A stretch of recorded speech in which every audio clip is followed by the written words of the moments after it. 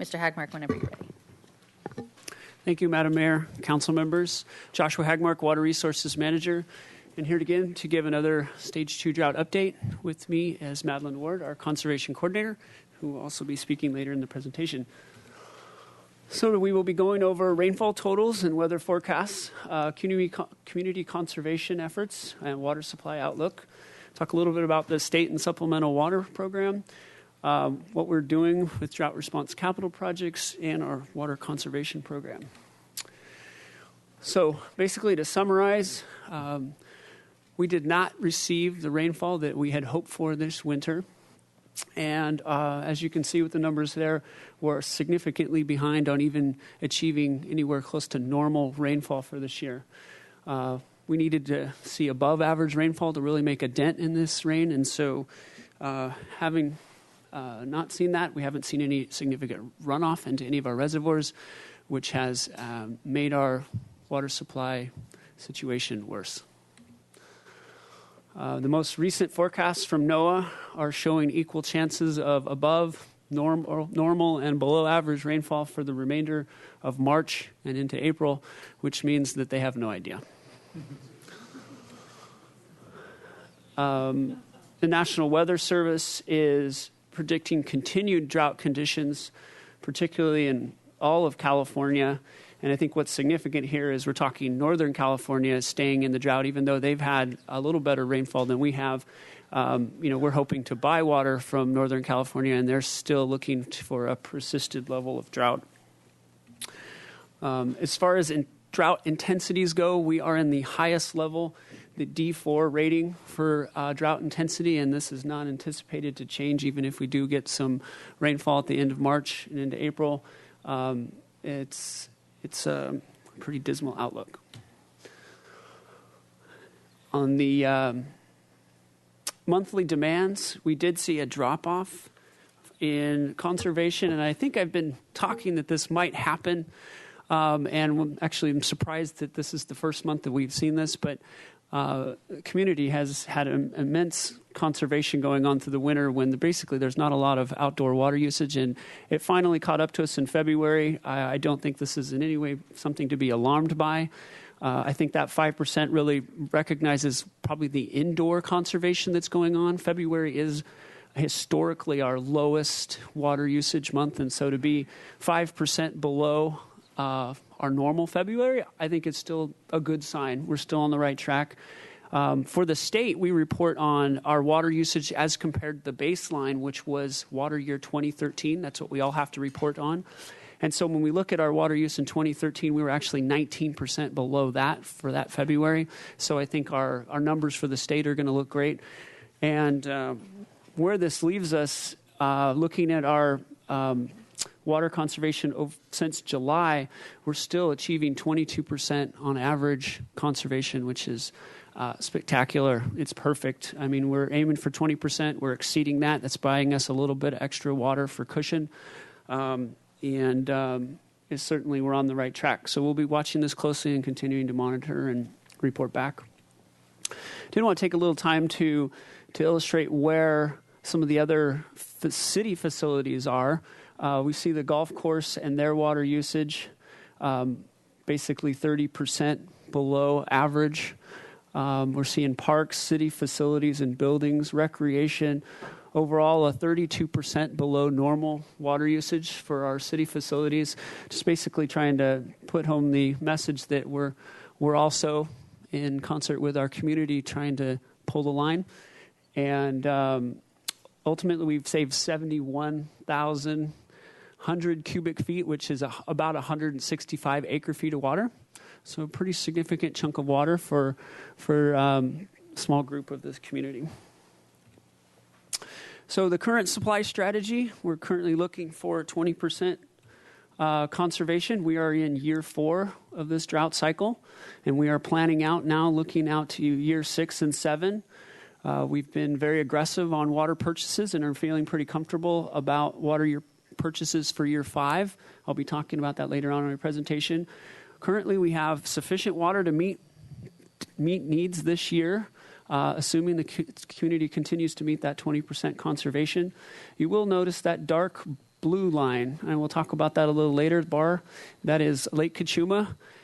We will be exhausting our entitlement in Lake Cachuma this year. This has never happened before. There will be no entitlement of water from Lake Cachuma for next year. There's meetings going on weekly now to figure out how that's going to work exactly for next year, because there are a lot of community members and agencies that rely on certain amounts of water coming from Cachuma. So we'll be talking with the Bureau and the county about that in the coming weeks. What this our current supply strategy is looking at is in year 6, we would be looking at a 3,200 acre-foot shortage, and that would be with the addition of desal. So without desal, we'd be looking at about a 6,000 acre-foot shortfall, or about 60% of our water supply shortage, without the addition of desal. The next graph I'm going to show, we'll talk about what it means to maybe change up our target. But we do have ideas for addressing this shortage. So our plan, as we approach the looking at stage 3, is to look at changing our target, upping it from 20 to 25%. This goal would reduce the year 6 shortage by about 1,400 acre feet, which I feel is a little more manageable at this point. And we actually feel it's a target that's reasonable. I think it's important that we have a target. We have an aggressive target, but also a target that we can meet. This is a target that we're planning our water supply around, so it's critical that we meet these goals. We're planning our financial budgets around, and so we've been looking closely at this, and we believe 25% is something that the community can achieve with maybe some minor regulations, and again, the rates that we'll be considering. So, of course, water rates are one of those incentives. We will be having this discussion in April. We'll be coming back to talk about regulations for stage 3, but just wanted to kind of set the stage that certainly rates are a big incentive. We saw our biggest drop in water usage when the rates went into effect in July. We're currently considering some regulations, and what we're kind of holding out for is the state, because the rest of the state has had such dismal performance with conservation at 9% is what the rest of the state has been able to achieve on average. They are coming out on March 17th with mandatory regulations that it appears that we will have to implement. Otherwise, it would preclude us from any loans or grants from the state. So we kind of thought we should hold off until April to get that policy direction until we've heard to see what the state's got going on. And then, of course, there will be the financial impacts of whatever regulations and rates go into effect. So, state and supplemental water, we, like I mentioned, had secured the water last year for this year, and assuming we get the 20% conservation, we're looking good for water supplies this year. 2015, right now the state allocation is at 20%. They just increased it. That's about 600 acre feet. It's not an enormous amount of water, but it's meaningful, and we're happy to see that. That final number we're hoping will be solidified in May, and then we can start planning around that. The 2016 water purchase goal right now is 4,500 acre feet. We've set aside $3.5 million, and we are planning on using additional capacity in the state water system to get that here. So for our purchase goal for next year, we've been very successful. We've secured about 4,200 acre feet right now from AVEC, and basically it's a loan. We basically are borrowing this water at $500 an acre foot, and we need to return it within 10 years.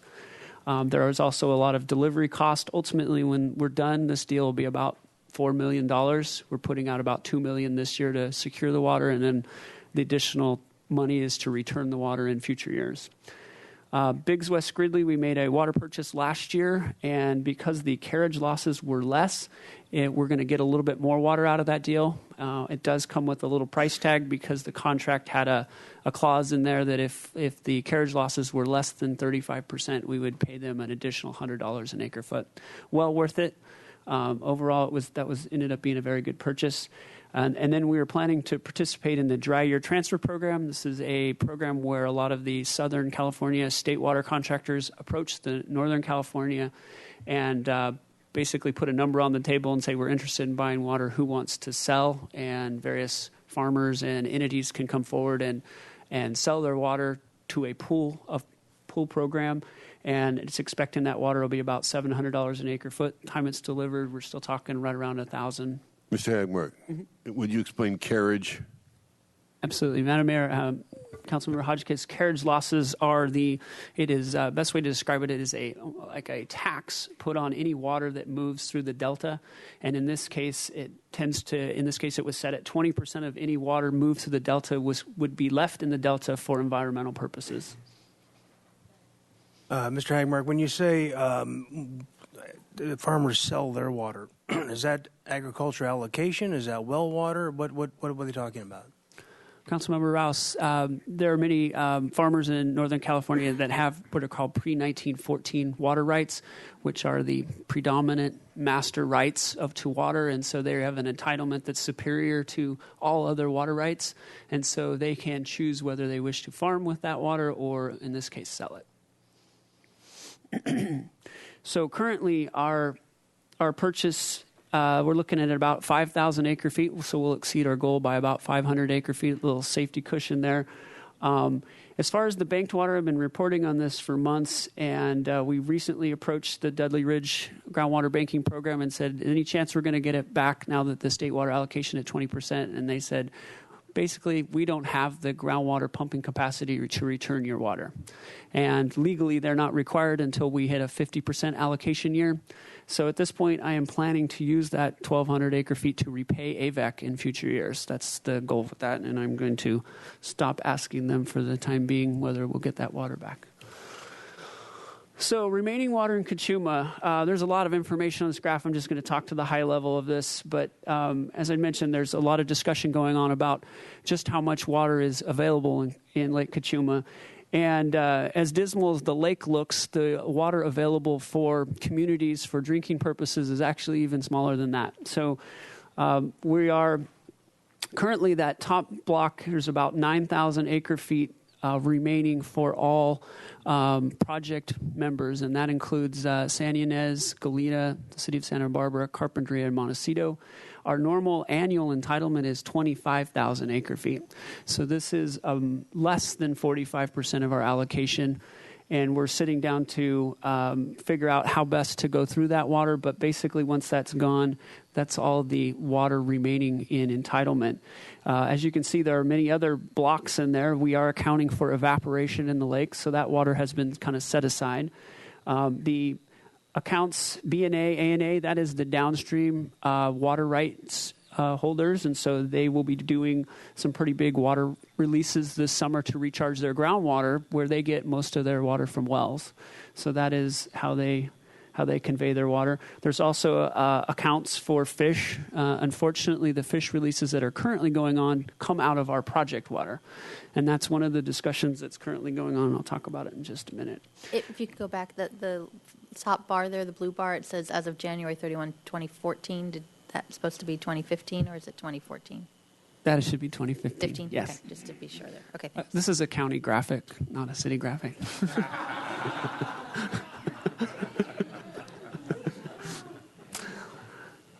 So Cal Trout versus the USBR lawsuit, that hearing has been pushed back to April 16th. I think the last time I reported it was going to be at the end of February, and the judge had pushed that back. So there's no new information on that. The Hilton Creek fish water releases, as I've been reporting in the past, USBR has finally concurred that we have reached that 30,000 acre feet. In fact, we went past that 30,000 acre foot threshold, and so have agreed to enter into consultation again with NIMS. Unfortunately, we still haven't seen any action out of that. We are hoping that in that consultation it will be retroactive back to when we hit that 30,000 acre foot threshold, which we believe was sometime in late October, early November. And so maybe some of that water that's set aside for fish passage might be reallocated for project water and help improve the situation, at least for the time being. So the summary of our drought capital projects. The recycle water facility is on schedule and will be in operation in July of 2015. The Valverde well, which is a non-potable well, is in operation and is currently, because of the low demand, is meeting all the demand, or the majority of the customer demands. So very pleased that we could get that facility up and operating. As far as groundwater well projects, Alameda Well, for those who've been by the park, giant sound wall. It's pretty intimidating. There will be drilling is starting this week. It's a 24/7 operation. It should take about 2 weeks to drill the actual hole. There's certainly a lot of other work that goes on, but they will be done before Earth Day. That's their goal, is to have the sound wall down. They won't finish the landscaping, but at least there'll be a nicer fence and it'll be a smaller area being taken up before Earth Day. And it's scheduled to be online in July of 2015. And then just to report, City Hall, Courtyard, and Veracruz are currently operational.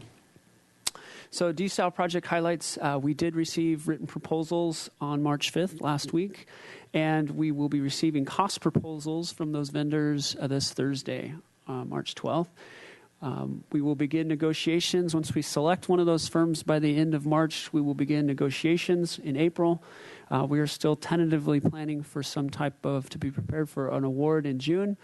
And our conversations with the state revolving fund loan folks has been going well. It is looking very likely that we will get the 1.6% loan for 20 years versus what we've noticed customers, which was a 6% loan for 10 years. So we're very optimistic about that, and as soon as we get a little more confirmation about that, we'll start to work that into maybe a rate modification before July 1st. So just a general update on the Regional Water Quality Control Board. They did approve the findings that our facility is existing per the proposed ocean plan amendment. That was a big step. We will be submitting a feasibility work plan to regional board staff for their approval before August 31st. That's a work effort we're pulling together currently. And we need to report back to the regional board with the findings of our feasibility study by June 30th of 2017. Mr. Hart? Has the staff from the regional board helped you with how to define feasibility? I mean, that anything is feasible, but there is obviously a cost implication. So has there been discussions about what effectively the project would be in that regard? Madam Mayor, Councilmember Hart, that's exactly what that work plan is. So we're going to come up with a draft and we'll sit down, but we have all indications that we've had a very good working relationship with our regional board staff, and we believe we can come up with a good plan to move forward with. But we're currently working on the outline of what that whole plan will be. We'll be coming back to council. Tentatively, we're shooting for the end of April. To award that contract, our consultant will start putting together a draft plan, and we can present that to the regional board for their comments, and that'll go back and forth until we come up with a final work plan. Mm-hmm. We still are waiting on our NPDES permit renewal. I did put in a phone call to our regional folks and have not heard back, but our permit for the wastewater treatment plant and diesel plant does expire in May, and we don't anticipate any issues, but a renewal is forthcoming on that. And then the coastal development permit, our existing CDP with the Coastal Commission is still valid. The Coastal Commission has, in February, approved a permit for maintenance and repair activities associated with our intake facility, and we've confirmed that our local CDP is still valid. At this time, I'm going to turn it over to Madeline Ward, our Conservation Coordinator. Madam Mayor, members of the Council, I just have a quick conservation update for you guys today. I wanted to highlight our new campaign that's starting this week, which is highlighting the benefits of mulch and adding mulch to all landscapes. Mulch really helps reduce evaporation, especially now while we're still expecting a couple more showers and potentially some June and perhaps July gloom. And this will really help reduce the evaporation from the soil. It also really increases the permeability. So anyone who has an existing landscape or perhaps has let their lawn go, we're really encouraging them to mulch it in the meantime, and it'll really help reduce the water use needed for their plants. It's estimated to save about 20 to 30 gallons each time you water per 1,000 square feet of mulch that's applied. So we have a new campaign for the spring, which is playing off of the theme of March Madness, which is, I think, happening next week in terms of basketball. And we have English and Spanish ads that are playing on TV, in movie theaters, radio, online, print, and social media. And if the audio visual is working, we should be able to watch the commercial.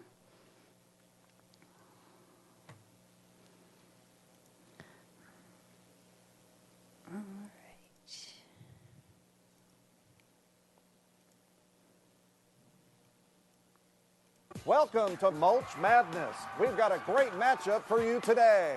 The Water-Wise teams are warming up now, and they're ready. Walker is headed for the mulch pile. Davis looks like she may get there first. Here comes Johnson to assist. Oh my, look at Anderson out of nowhere.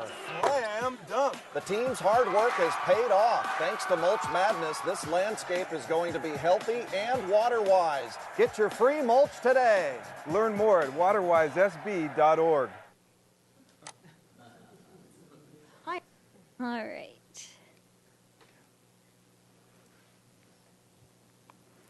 So where can we get all this wonderful free mulch? There's a couple different options. Free mulch is available for pickup at the county transfer station at 4430 Calle, as well as a couple locations in North County. And free mulch is also available for delivery for city water customers twice a year.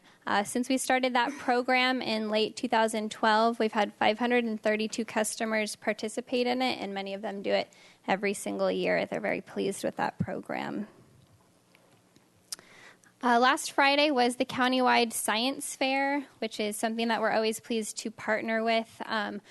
In conjunction with the County Water Agency and the other water providers, we provide a WaterWise Science Fair Special Award, and this is to projects that deal with, that address water conservation and water supply issues. So this year's winner was Jennifer So from La Colina Junior High, and her project was called the Water Catcher, which is the picture that you see there. She created an apparatus that would capture water vapor from the air and use it as fresh drinking water. And her purpose was to find alternative water supply sources during the drought. It was very clever. In addition, we had 3 runners-up comparing evapotranspiration rates of different types of plants, resistance to drought stress and salinity stress in plants, and can chemically altered water be a drought solution? And that was determining if hot tub water could be used to water lawns, which it was very useful in doing. And we're here for any questions you may have. Great. Any questions? Mr. Hart. How much mulch can somebody order to be delivered? Is there a limit on that? Madam Mayor, Councilmember Hart, it's determined in quantity of tons. It's, I think, about, I should look on the website, but they have a large dump truck and a small dump truck, and as much as they can fit in, and you can fit in your driveway or your yard, they'll deliver for you. So it's a big stack. So there's different calculations that you can do on the website to determine the area that you may need, but it's quite a lot of mulch, and it goes a long way. We do have some people that will order one delivery of it, and then all their neighbors sort of bring the wheelbarrows over, and they spread it out over a couple different homes, because for an average sort of downtown parcel, it's quite a lot of mulch to just get one delivery. Thank you. Any other questions? Okay. Allie Argenbright, you can come on up now. We have a couple minutes here up at the podium. And we have some other public comment speakers. Well, I think we'll do this one, and then we'll head to water rates after. Go ahead. Hello, Santa Barbara community members and city council members. My name is Allie, and I am here to speak on behalf of the youth of Santa Barbara. Myself and other adults in this room, young adults in this room, are a part of a new budding cooperative group that is aimed at youth engagement and education around sustainable landscaping methods in Santa Barbara. And our group incorporates practices of permaculture, which is a regenerative design science aimed at working with natural patterns of the land. And through my education as an environmental science and horticulture major at SBCC and involvement as president as the Santa Barbara SBCC as the Student Sustainability Club and these various other local groups, I have been troubled by this hasty move to reactivating the desalination plant without more community involvement and outreach to local groups that are working really hard to mitigate for this drought. So therefore, I just want to say I feel that we could see a decrease in water usage residentially and more in residential and more public spaces in our county if there was more support to these groups, like the one myself and others in this room are working really hard. If there was more support by the county, and yeah, we just have a great vision, I feel, to make our land more sustainable, and I feel there are a lot more options to explore, and I don't believe this is the last resort. That is all I have to say. Thank you for your time. Thank you. Okay, any other comments from council on this point? Okay, this is just getting a report, so thank you. And